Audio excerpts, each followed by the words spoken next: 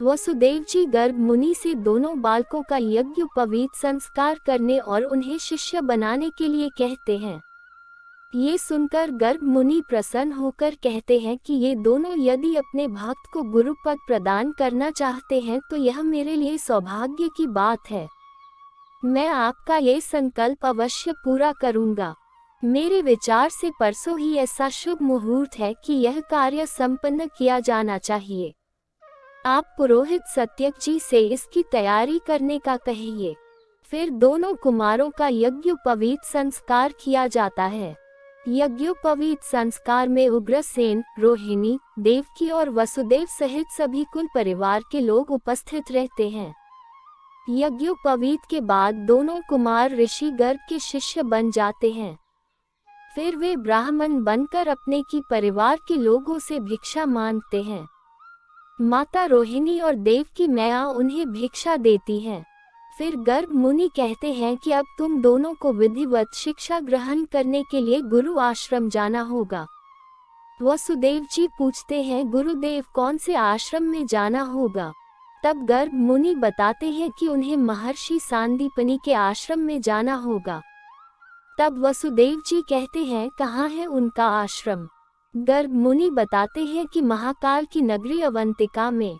ये सुनकर वसुदेव जी कहते हैं, ये तो बड़े हर्ष की बात है क्योंकि हमारी बड़ी बहन इस समय अवंतिका की राजमाता है। इस प्रकार से इन्हें कई प्रकार की सुविधाएं मिल जाएगी। ये सुनकर गर्ग मुनि कहते हैं कि नहीं कुमार वसुदेव, अब इनका अवंतिका की राजमाता से कोई संबंध नहीं होगा क्योंकि आज भिक्षा मांगने के पश्चात अब ये राजकुमार नहीं रहे, केवल एक भिक्षुक ब्रह्मचारी हो गए हैं। अतः जब तक ये आश्रम में रहेंगे तब तक इन्हें आश्रम के नियमों अनुसार जीवनयापन करना होगा।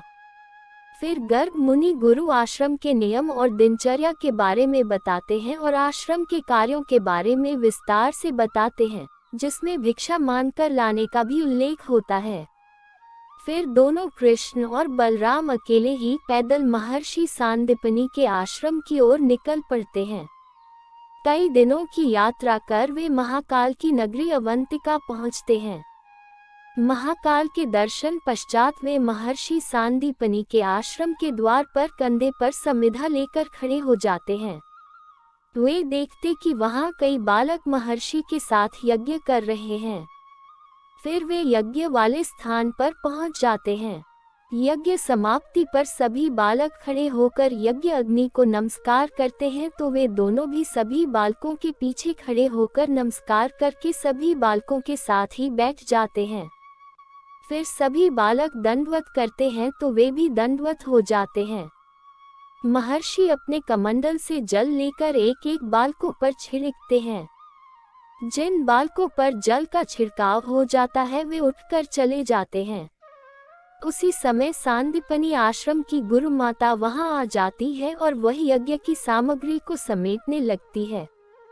सभी बालक चले जाते हैं लेकिन वे दोनों ही रह जाते हैं, तो वे दोनों उठकर खड़े हो जाते हैं। तभी ऋषि सांदीपनि और उनकी पत्नी की नजरें उन पर पड़ती हैं। दोनों ही उनकी छवि को देखकर मंत्रमुग्ध हो जाते हैं। फिर वे उनके पास जाकर पूछते हैं कि कौन है आप लोग? श्री कृष्ण सांदीपनि ऋषि के चरणों में समिधा रखकर घुटने के बल बैठकर हाथ जोड़कर कहते हैं, भगवान मैं वृष्णिवंशी वसुदेव का पुत्र कृष्ण आपके चरणों में प्रणाम करता हूँ। फिर वे साष्टांग दंडवत करते हैं। बलराम जी भी ऐसा ही करते हैं। सांदीपनि ऋषि पूछते हैं, यहाँ आने का कारण? तब श्री कृष्ण कहते हैं कि यदि भगवान हम पर अनुग्रह करके इन श्री चरणों में बैठकर विद्या अध्ययन करने का सौभाग्य प्रदान करे तो ये जीवन सफल हो जाएगा। इसी आशा को संजोकर हम दोनों मथुरा से यहाँ तक आए हैं। ये सुनकर ऋषि कहते हैं, इतनी दूर से?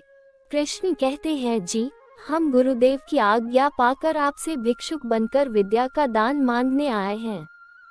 तब ऋषि सांदीपनि कहते हैं कि कौन है आपके गुरु? इस पर श्री कृष्ण कहते हैं, ब्रह्मा जी के साक्षात पुत्र महर्षि गर्ग। ये सुनकर सांदीपनि के चेहरे पर आश्चर्य और हर्ष व्याप्त हो जाता है और कहते हैं कि वो तो मेरे इष्ट भगवान शिव के परम शिष्य हैं और आप उनके शिष्य हैं। फिर सांदीपनि ऋषि आसमान में देखते हुए कहते हैं, हे महाकाल, आपने अपने परम शिष्य के शिष्यों को मेरे यहाँ भेजकर मेरा जो मान बढ़ाया है उसके लिए आपका कोटिश धन्यवाद। फिर वे दोनों से कहते हैं कि अब मैं समझा कि आप दोनों को देखकर मेरे मन में सहसा एक ज्योति क्यों प्रकाशमान हो गई थी। आप दोनों का इस आश्रम में स्वागत है। ये सुनकर दोनों कहते हैं, हम धन्य हुए गुरुदेव।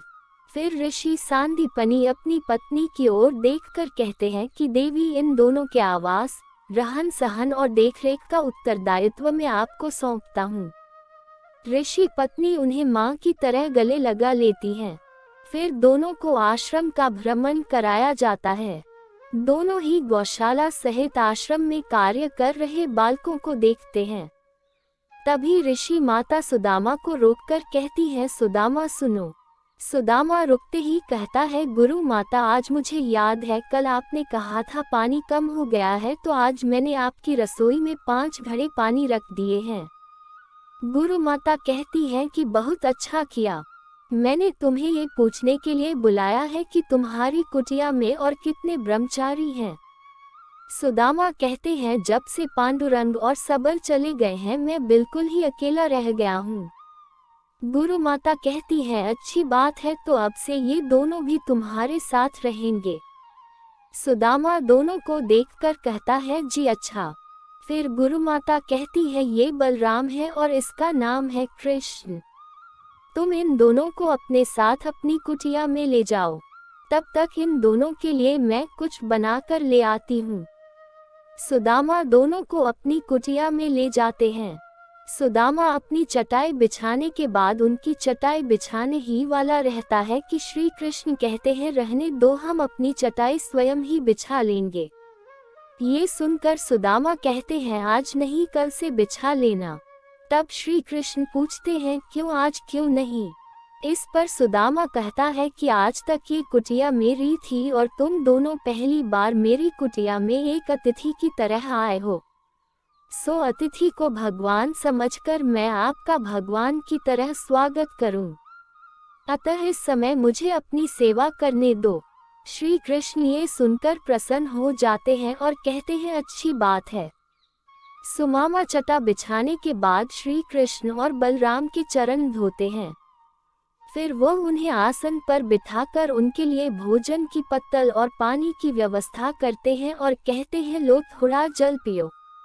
तब श्री कृष्ण जल पीकर कहते हैं, वाह, तुम्हारे जल से ही तृप्ति हो गई मित्र। ये सुनकर सुदामा कहते हैं, मित्र, तुमने मुझे मित्र कहा इतनी जल्दी ही? ये सुनकर कृष्ण कहते हैं, क्यों इतनी जल्दी मित्र नहीं कहना चाहिए क्या?